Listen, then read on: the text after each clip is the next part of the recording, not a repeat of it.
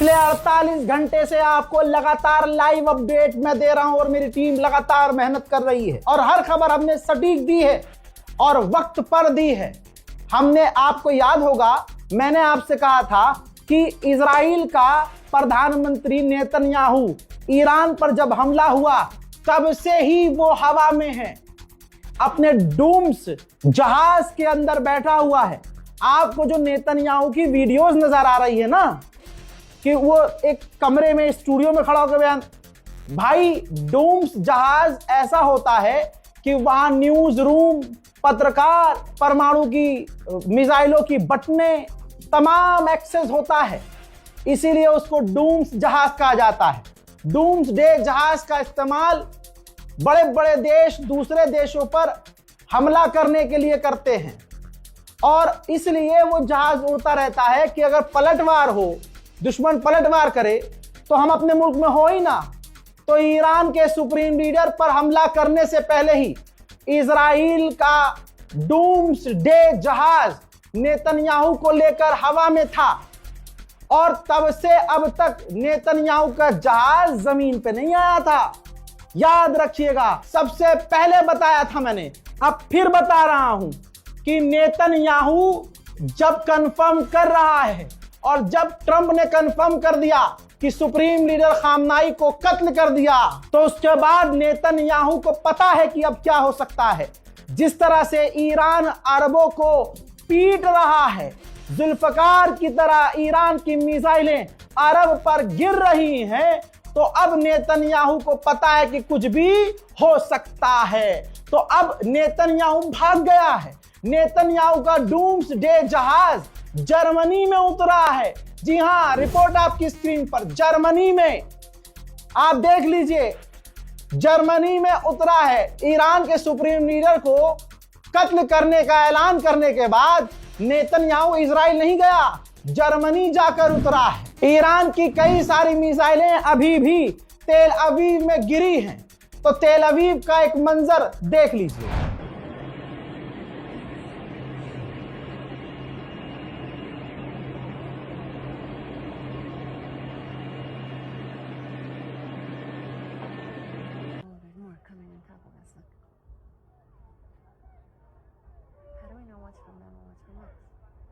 There's way more left. This is from them. It's got to be from Iran. Oh my gosh. Oh yeah. See, there's ours coming to them. Whoa, look, these are all ours coming to them, you see? Yeah. Yeah. Uh-huh. Wow.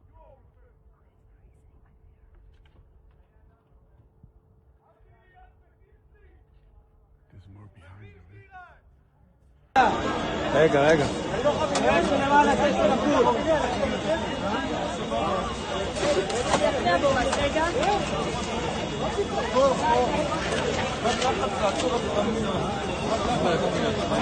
תהיה רגיל ושלא יהיה יותר מדי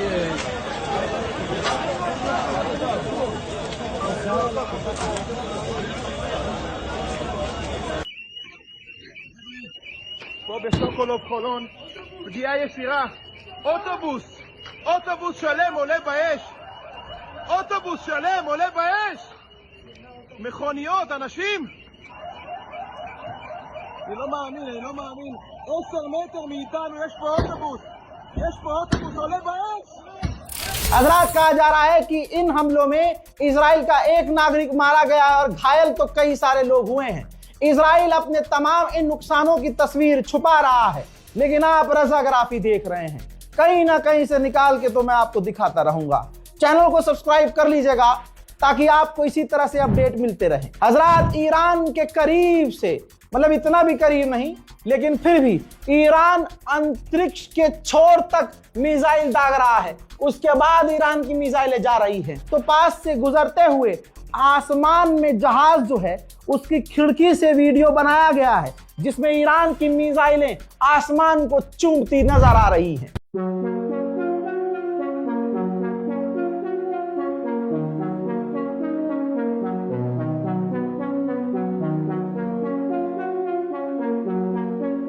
आज खामनाई को अगर हमने खोया भी है तो उसमें सबसे बड़ा रोल, अहम किरदार अरब का रहा। ईरान अरब से क्यों नाराज है? मान लीजिए ईरान को छोड़ दीजिए, अगर सऊदी अरब के क्राउन प्रिंस को कल को डोनाल्ड ट्रंप मार दे तो सऊदी अरब के लोग ट्रंप जिंदाबाद कहेंगे क्या? सऊदी अरब की गवर्नमेंट क्या करेगी? वही करेगी जो ईरान कर रहा है। लेकिन इतनी जुर्रत अरब में नहीं है।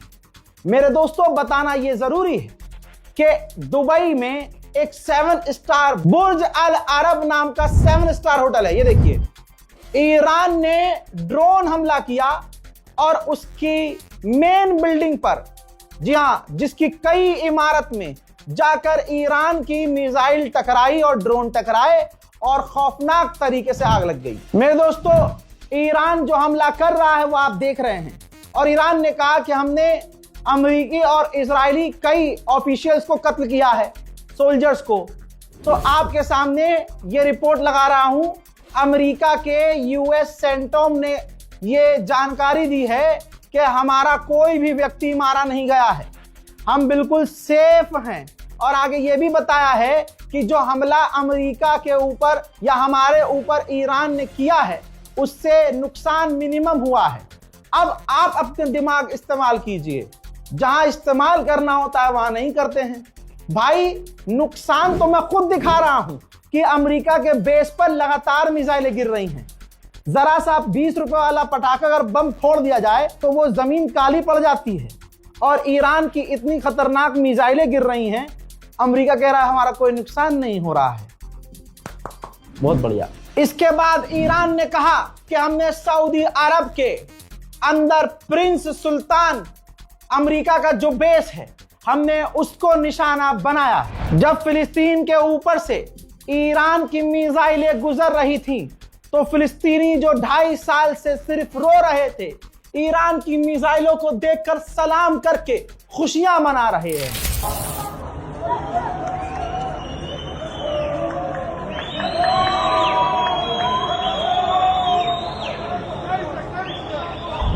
हजरात, जर्मनी का अखबार क्या लिख रहा है आपकी स्क्रीन पर देखिए। जर्मनी का अखबार लिख रहा है कि लगता है डोनाल्ड ट्रंप ने ईरान की फायर मिसाइल पावर को अंडर एस्टिमेट किया, जिसका नुकसान उठाना पड़ रहा है। उधर इराक के भी लड़ाकू ग्रुप ने कंफर्म किया है कि हमने अमेरिका और इजराइल के बेसिस को निशाना बनाया है और ड्रोन हमले किए हैं। उधर अमेरिका के अंदर प्रदर्शन शुरू हो चुके हैं। अमेरिका के लोग अमेरिका की गवर्नमेंट से कह रहे हैं कि ईरान से जंग मत करो। देखिए,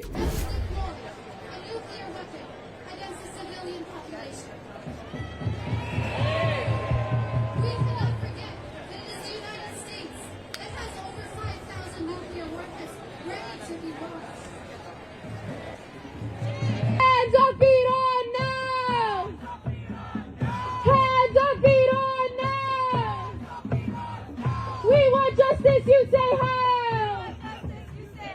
Hands off our people now. Arms embargo right now. Arms embargo right now. We want justice, you say. हजरात, ईरान कितना ताकतवर है इस जंग में आप महसूस कीजिए। भले ही ईरान जो कुछ भी खो रहा हो, लेकिन कम से कम 2 दिन में सरेंडर नहीं कर दिया किसी के कहने पर। हमारा वाला सरेंडर नहीं था, सर कटाना, शहादत कबूल करना उसे मंजूर था। इमाम हुसैन की तरह करबला का मैदान छोड़कर भागा नहीं हमारा खामनाई। जी हां, पता था कि होगा नुकसान और खतरा है, पहले ही तैयार थे, जैसे उनको बशारत मिल गई हो कि हां अब तुम्हें शहादत कबूल करनी है। हजरात, इस्लाम हमेशा से शहादत मांगता आया है, ये इतिहास है। अरब शहादत देंगे, मोहम्मद बिन सलमान शहादत देगा। तुम्हारा कोई अरब का नेता आ जाए सामने, कह दे कि फिलिस्तीन के लिए 2 गोली मैं अपने हाथ पे खाऊंगा, हाथ पे भी कोई नहीं खाएगा। बहरहाल मेरे दोस्तों, ईरान ने तस्वीर जारी की है, अमेरिका के 2 से 3 ड्रोन को इंटरसेप्ट भी किया है ईरान ने। तुर्की का टैंकर, ऑयल टैंकर जो पर्शियन गल्फ से गुजर रहा है, उसकी भी धक धक भुक दुख हो रही है। उसने अपने ऑनलाइन पोर्टल पर अपने जहाज की जानकारी में लिखा, मुस्लिम VSL तुर्किश यानी मुस्लिम वेसल है, ये मुसलमानों का वेसल है। ये है खामनाई की ताकत, ये है ईरान के ईमान की ताकत कि बताना पड़ रहा है। पता है क्योंकि तुर्की को कि अगर हमने बता दिया कि हम मुसलमान हैं, शिया सुन्नी नहीं, हम मुसलमान हैं, तो ईरान निशाना नहीं बनाएगा। ये है ईरान का कैरेक्टर। मेरे दोस्तों, अब अमेरिका ने वो वीडियो जारी किया जिस वीडियो के अंदर उसने दिखाया है कि हमने ईरान के खिलाफ किस तरह से खतरनाक ऑपरेशन किया। अमेरिका के इतिहास का सबसे बड़ा और सबसे खतरनाक ऑपरेशन था। देखिए,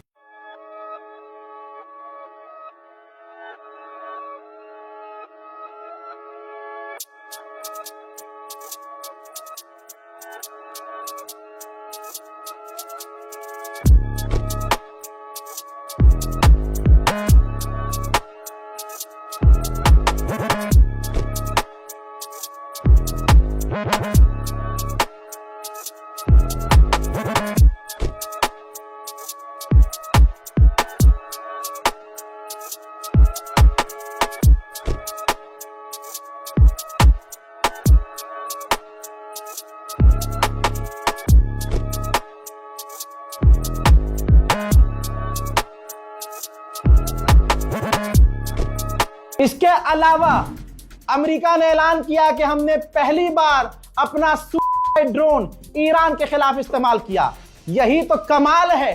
कल तक जो दुनिया के बड़े देश ईरान को कमजोर कहते थे, आज पूरी दुनिया को एक होना पड़ा उस ईरान को मारने के लिए, उस ईरान का नुकसान करने के लिए। लेकिन ईरान की सांस चाहे उखड़ रही हो, लेकिन सर झुकाने को ईरान अभी भी राजी नहीं है। हजरात, यूएई ने, आपकी स्क्रीन पर देखिए यूएई का स्टेटमेंट। भैया प्रूफ लगाना पड़ रहा है क्योंकि लोग तो फालतू में अपनी ही कौम के लोगों को गाली बक रहे हैं। क्या करिए, यह खबर झूठी है, लेकिन आप देखेंगे आगे। मैं भी चाहता हूं कि खामनाई कहीं से प्रकट हो जाए, मुआवजा हो जाए, लेकिन अपने ही कौम के उस नौजवान को गाली बकना जो 6 साल से लगातार आपको जेन्युइन खबरें दे रहा हो। बहरहाल, आपकी स्क्रीन पर यूएई ने बताया है कि ईरान ने 209 ड्रोन हम पर दागे थे और 137 बैलिस्टिक मिसाइल हम पर दागी थी, जिनमें से हमने ज्यादातर बैलिस्टिक मिसाइल और ड्रोन्स को रोक दिया है।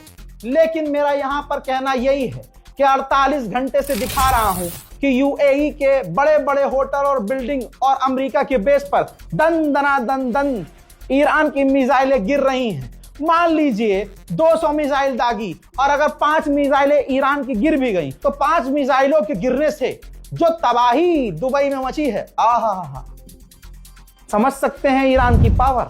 भाई बीबीसी को जानते हो ना, सुनते हो ना। लो, बीबीसी लिख रहा है कि जिस तरह से ईरान की मिसाइलें अरब देशों में दे दनादन गिर रही हैं और उन्हें रोक पाना मुश्किल हो रहा है, इसके बाद सवाल उठ रहे हैं अमेरिका के एयर डिफेंस सिस्टम पर कि ये कैसे अमेरिका के एयर डिफेंस सिस्टम हैं जो अरब देशों में ईरानी मिसाइलों को पूरी तरह से रोकने में फेल हो रहे हैं। वहीं डोनाल्ड ट्रंप ने कहा कि ये जंग जब तक चलेगी जब तक हम चाहेंगे। लेकिन मेरा मानना यह है कि तेहरान कमजोर हो गया है। अरे कोई इस गुलाबी सुअर को बताओ कि सर कटा देना ज्यादा हिम्मत का काम है बजाय सर झुकाने के। याद रखना, खामनाई को दुनिया याद रखेगी और जिंदा रहते हुए तो ट्रंप को पूरी दुनिया गाली बक रही है, मरने के बाद क्या होगा इसका। हजरात, इधर यूएन बीच में फंस गया तो दोगले यूएन के एंटोनियो गुटेरेस ने कहा कि ईरान जो कर रहा है दूसरे देशों के साथ, वो हम निंदा करते हैं। ईरान जो हमला कर रहा है उसकी निंदा करते हैं, और ईरान पर जो अमेरिका और इजराइल ने हमला किया हम उसकी भी निंदा करते हैं। हजरात, रशिया ने बहुत सटीक बात यूएन में कही। रशियन फेडरेशन ने कहा है ये डिप्लोमेसी को धोखा है जो ईरान पर हमला किया गया है। इसी वक्त ईरान पर हमला बंद कर दिया जाए, यह भड़काने वाला कदम है। सुनिए। Demand that the United States and Israel immediately cease their aggressive actions. an alternative to resolving the Iranian subject, including its nuclear component, the alternative to peaceful and diplomatic means simply does not exist, and it never has. We insist on the immediate resumption of political and diplomatic settlement efforts and the pursuit of solutions based on international law, mutual respect. China ने भी कहा कि जहां बातचीत चल रही थी वहां अमेरिका ने हमला कर दिया। ये शॉकिंग है हमारे लिए, हमें अभी भी यकीन नहीं हो रहा है। अरे ये 2 कौड़ी का ही समझ लो इस पत्रकार को। रजाग्राफी 2 कौड़ी का है, लेकिन पिछले 15 दिनों की खबरें उठाकर देख लो। बार बार कह रहा था मैं कि अमेरिका पर भरोसा, इजराइल पर भरोसा बेकार है। ईरान जो बात कर रहा है बेकार है। अमेरिका धोखा देगा, पिछली बार की तरह धोखे से हमला करेगा। हो गया, दैट्स इट। लेकिन आप तो मुसलमान है ना, आप मुझे गाली बकिए, मुझे जैसे कि मैंने नाउजुबिल्लाह मैंने खामनाई के साथ उल्टा सीधा कुछ किया है, या मैंने ही खामनाई को लोकेशन, मतलब क्या कहूं कौम के लड़कों को भाई, कौम के नौजवानों को मेरा सलाम हो भाई। چین همیشه مخالف درگیری ها و افزایش تنش هاست و در این شرایط نباید اقدام اتفاق بیفته و در این شرایط هیچ توجیهی نداره اقدامات آمریکا و اسرائیل و از همه طرف ها میخوایم که تعهدات خودشون رو بر اساس قواعد و قوانین بین المللی و حقوق بشر بین المللی انجام بدن। पाकिस्तान का भी बयान आया है। पाकिस्तान ने ईरान के लिए बोलते हुए कहा कि ईरान पर हमला सरासर गलत है, ऐसा नहीं होना चाहिए था। और यूएई के अंदर जो हमारा नागरिक मारा गया है उसकी भी हम निंदा करते हैं। अब देखिए, अब प्रोपेगेंडा शुरू हुआ।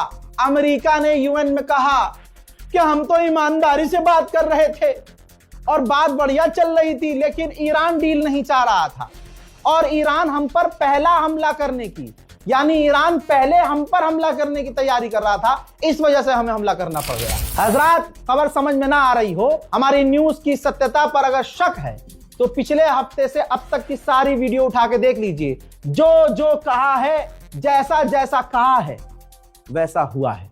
इस रिपोर्ट को शेयर कीजिए, इंतजार कीजिए मेरे अगले अपडेट का। जय हिंद।